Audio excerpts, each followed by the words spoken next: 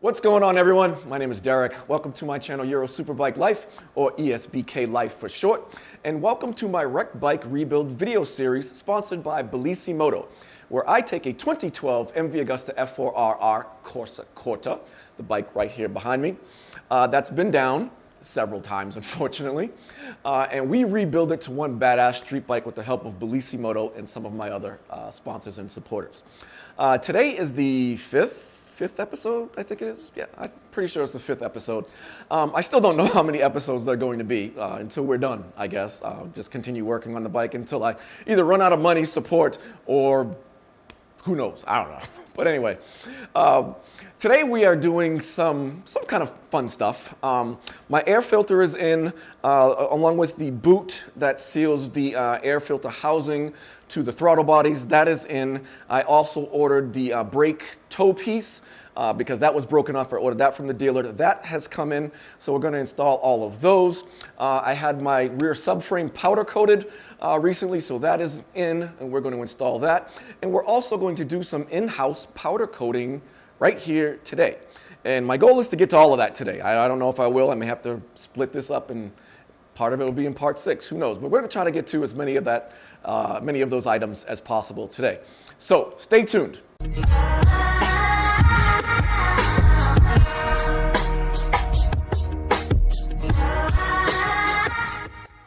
Welcome back, guys. So as you can see, we are over here at my tool chest, and these are the items that we're going to be working with today, possibly tomorrow, depending on how long this episode gets.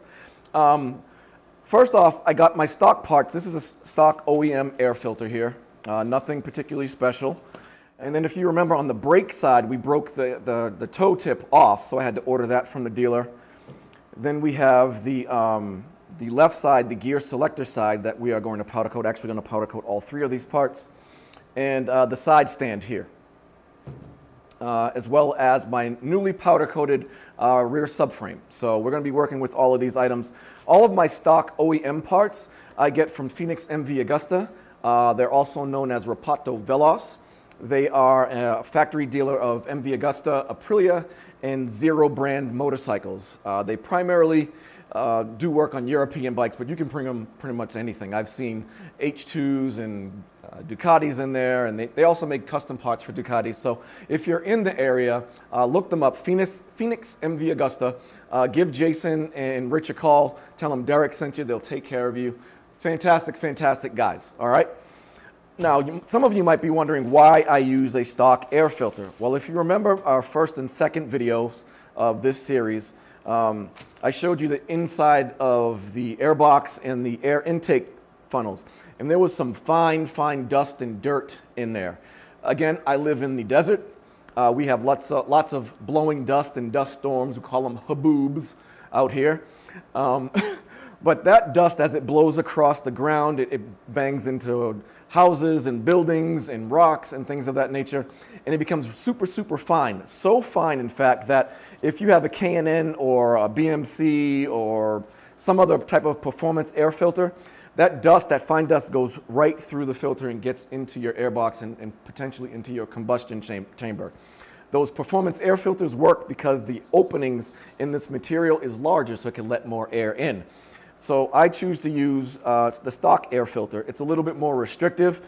You don't get as much free horsepower from it, but this bike has 200 horse at the crank, and it's a street bike, so I'm not overly concerned with that. If it was a track bike where I was cleaning the air filter regularly or taking it out or at least checking it, then I could get away with that. But seeing this is a street bike, it's going to be sucking in lots of air from around here. Lots of that dust could get into the airbox, and I don't want to do that. So we're just going to use our stock air filter. And like I said, we are going to powder coat these parts here in my own garage. I have a little powder coating setup over here I'm going to show you guys. Real simple, real easy to do. So let me show you that. All right, this is my powder coating setup. Ooh, that's horrible. Sorry about that. Okay, this is my powder coating setup. It's basically a wardrobe box from Home Depot that I cut the front off. I got a copper rod here. Down here I have my generic Harbor Freight powder coating system set up with a operated pedal, And we have the grounding clip over here, along with the gun. Pretty simple setup. For safety purposes, I have my goggles, respirator, some copper hooks to hang the parts from, and then of course my powder, and then under this is an oven where I bake the stuff. Now here's what you need to know. There are plenty of videos out on YouTube, particularly from Eastwood, that would cover all of this stuff in detail. So if you want more information, that's the place to look. But what you need to know about powder coating is it's another paint process. And like any paint process, the difficult part is the preparation. So you have to clean the parts, and then clean the parts again. Masks them off, clean the parts again. Any imperfection on the part, any oils, dirts from your fingers, anything like that, is going to show up in the resulting product once you're done baking. It'll look like orange peel or little pits or anything, something like that. And you don't want that. So clean, clean, clean, mask, clean some more kind of thing. The other thing is powder is pretty toxic. This is black powder. And this is just an empty jar. But what you don't want to do is you don't want to go shaking this thing up and then go, ugh! You know, because that powder, the fine powder will come up, and you don't want to inhale this stuff. You don't want it to get in your eyes. You don't want it to get in any pores whatsoever, which is why I wear goggles that seal up and a respirator. Some people put a vent on the back of their little makeshift home box or in the bottom. I don't do that because when I shoot the powder, it all falls down here, and whatever doesn't stick, I put back in and I reuse. If I had a vent, it'd shoot it all out someplace, and I'd have to go clean it up, and then I can't reuse that. So I don't want to use that. I also have some masking tape. Now, this isn't your standard everyday masking tape. This is specifically for powder coating. It allows you to mask off where you don't want powder and then bake it without this, melting and becoming a mess. So I have, I think this is 1 inch and this is 1/2 inch or something like that. We'll use that to mask it off. And then basically after you clean your part, I'll bake it for a few minutes, then I'll hang it up here. After it's cooled off, I'll shoot the powder, I'll open the oven and put it in there. This particular powder is from Eastwood. It's a semi-gloss black. It bakes at 400 degrees for 20 minutes. Then after that, I take it out, hang it up over here, let it cool off, and then it's done. Once it's cool, I can put it on the bike. There's no curing time, there's no nothing. It's done, it's ready to go, and it's hard as a rock. It looks fantastic. So that's what we're going to do today. So right now, I'm going to go and clean up these parts. I'm going to use basically some simple green degreaser, some soap and water, and then I have a paint degreaser that I'll wipe on after. After I'm done cleaning, I'll pop them in the oven for 10-15 minutes to let any additional residue burn off, and then we'll be ready to shoot. So I'll be right back once these things are done cleaning. So the first cleaning is done. I use soap and water just to clean these up. So now what I'm going to do, I have my Dremel with a sanding bit here, and there are a couple of pieces that have some rash. So on this, even though that's going to be covered, I'm not so worried about that. But this is the shifter side. So I'm going to clean up some of this rash. Let me bring it in. Some of that rash that's in there. And I'm going to just sand it down, and then I'll use finer sandpaper so that it's smooth. And then when we powder coat this, you won't even see that at all. So let me get my safety glasses. Don't want any crap shooting in my face.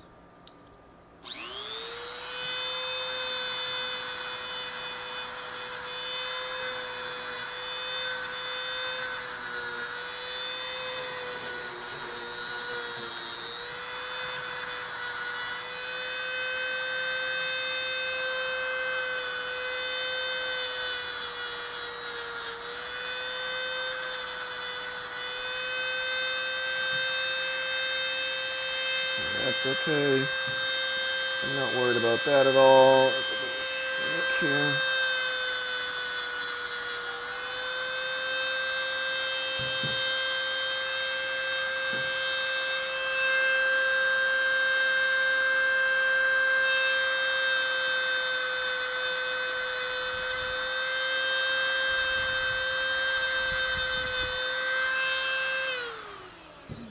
All right, now I'll get some finer sandpaper. So this is 800 grit wet sandpaper, but I'm not going to use it for wet sanding or dry sand because it's just a small spot.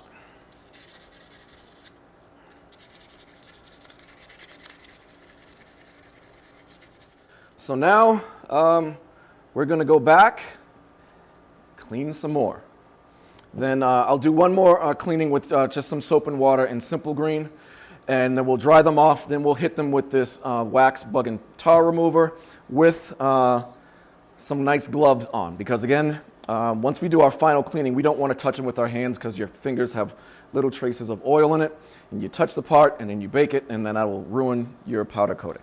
So I will be right back. I am back. The second cleaning is done. Now what we need to do is we need to mask off the areas where we don't want to get paint. So typically that's areas like here. We don't want paint to get down in there. We don't want paint to get where this screw is, so I'm leaving that screw in. Same with this one. We don't want paint in there, and we don't want paint in that screw. So I'm going to leave that in there. It's going to get powder coated as well. And we'll plug this with a screw. On the side stand, one side is threaded. So this side is threaded, this side is not. So I'm not overly concerned with that. What I don't want to do is I don't want to get paint within this thread, and I don't want to get paint on this surface because this slides in onto a piece, and once you get powder and coating and painting in there, it won't slide on, and I'll have to get in there and have to sand it out anyway. So we're going to mask that off. We're going to plug this with a screw. We're going to plug this with a screw and that one with a screw. That way paint doesn't get in there, and I don't care about the screw. And it doesn't actually make any difference whether it fits perfectly or not, as long as it's in there so paint can't get in there. It would be nice if it fit really well. There you go. So some of you might be saying, well, what about that? You're not going to be able to get paint on that surface right here because of the screw. Well, I don't need to, because there's a bolt that goes through there and covers it anyway. So I'm not overly concerned with that either. And then we are going to screw this into here like so. Bang. That keeps paint out of the threads. And now we'll get some of our, I'll probably use 1 inch, and we'll mask that off.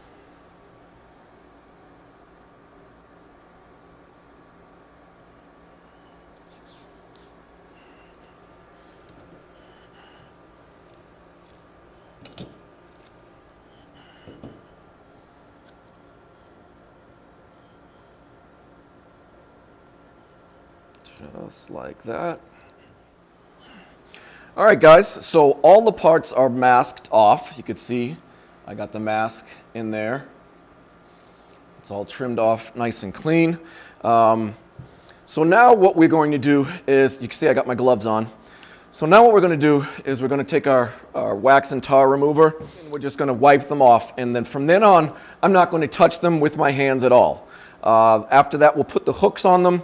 I've already preheated the oven to 415, and you're probably wondering why 415. Well, I'll tell you that later. But after that, we'll put the hooks on them. Then we'll put them in the oven for about 10-15 minutes to let any residual cleaners or what have you burn off.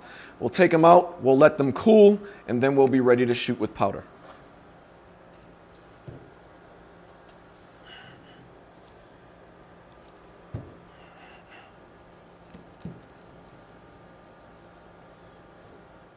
You want to pay special attention to the nooks and cranny areas.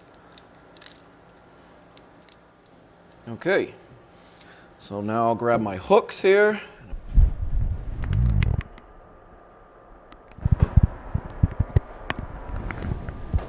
All right, we'll just let those cook for 10-15 minutes, and we'll take them out, let them cool.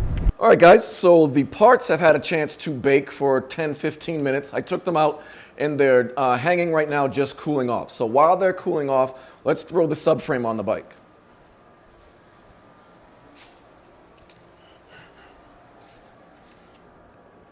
So I already went ahead and got my Dremel. I don't know if you guys can see this, but I cleaned out the insides here on both sides.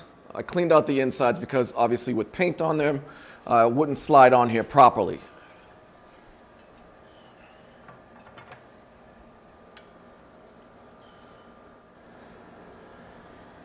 And these are on top.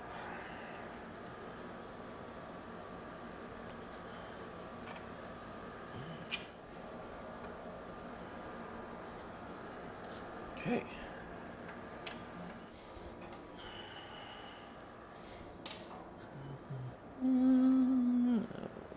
good.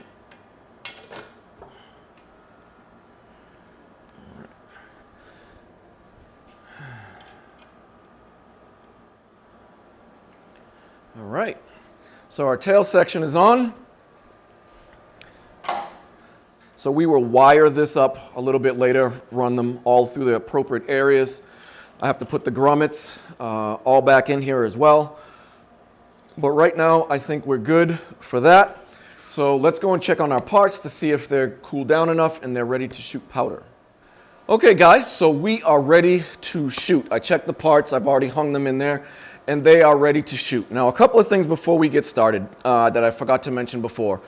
With your oven, if you're doing small parts, you can actually use a convection oven. You know, those tiny things that sit on top of your table, sort of look like a glorified toaster with the front door glass kind of thing. You can use those, or you can use your regular standard oven like this, or buy one specifically for powder coating.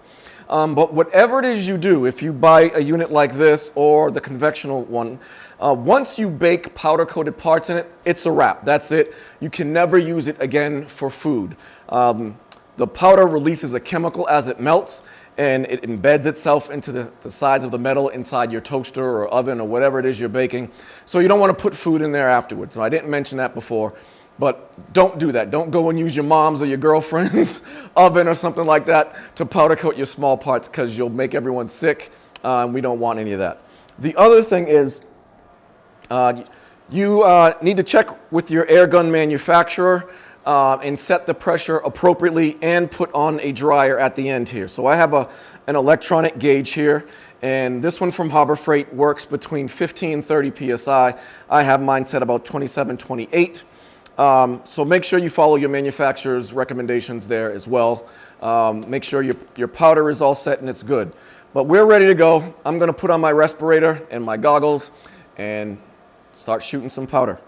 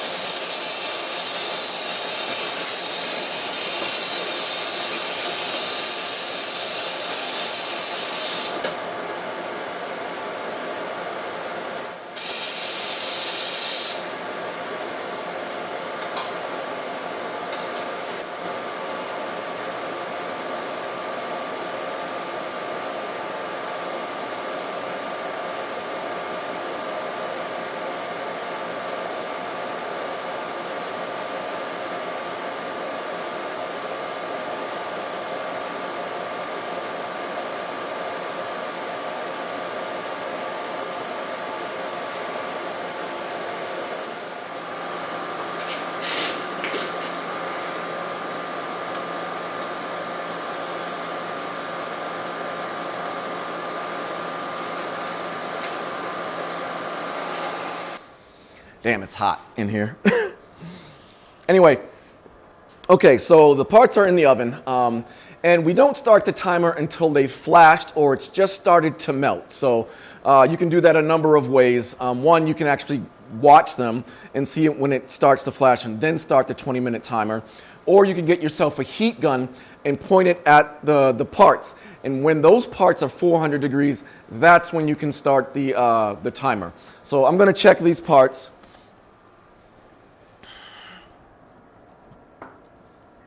They have not started to flash just yet. And I'm going to turn this down to 400. So the reason you set it higher than 400 or higher than whatever it is your baking temperature is because when you open the door and you put the parts in, you're going to lose some heat. So if you set it to 400, you open the door, you put the parts in, and all of a sudden now you're down to 380 degrees. So set it a little bit higher, put the parts in for a minute, and then turn it down to 400 or whatever it is your setting is. All right. I'll get my timer on my phone. Check the parts again. Okay, they've just started to flash now. So I'm going to set the 20-minute timer now. All right, see you guys in 20 minutes. All right, guys, so it's been 20 minutes. It's time to take the parts out of the oven. So I'm gonna go get my respirator because when I open that door, gas is gonna come out and whatnot, and then we'll hang them up. So let me grab my respirator.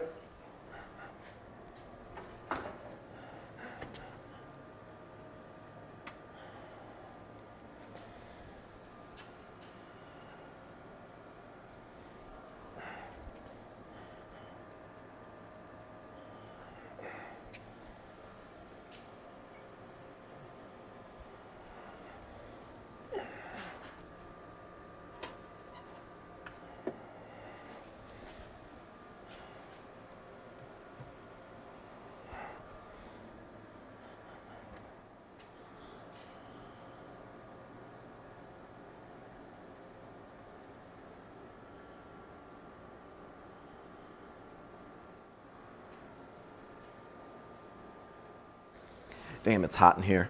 Okay, so while the parts are still cooling off, let's throw the air filter and that little rubber grommet thing on the bike.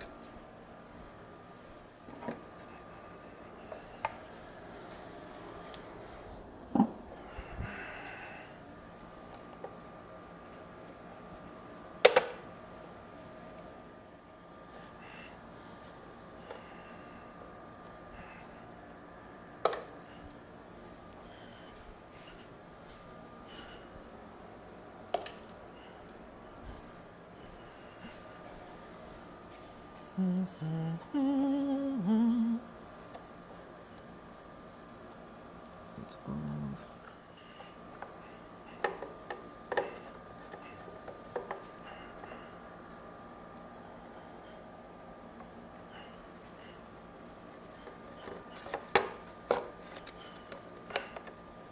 There we go.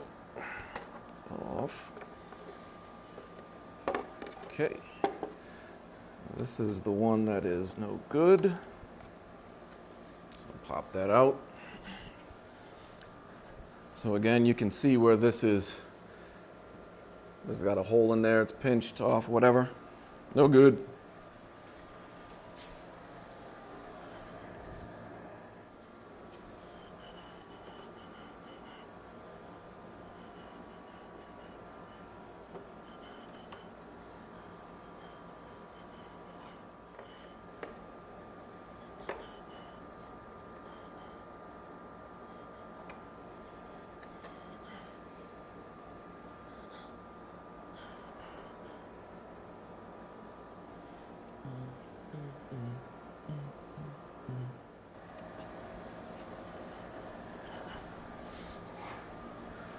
Screen on.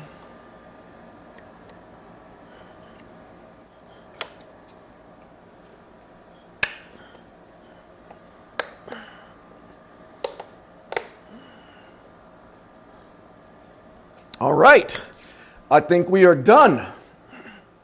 Well, that is a wrap for episode number 5, guys, of my Wreck Bike Rebuild series, sponsored by Bellissimoto. We got everything done. I'm actually surprised. I thought I was going to split this up a little bit. Got our subframe installed, we got parts powder coated, we got our air filter installed, as well as the rubber grommet that seals the air box to the throttle bodies. Yeah, I'm surprised we got everything done. But special thanks to Bellissimoto again for being my primary sponsor for my Wreck Bike Rebuild series. And special thanks to Phoenix MV Augusta. Jason and Rich down there, those guys are fantastic. So if you're in the area, give them a look up. They sell new and used MVs, new and used. Hold.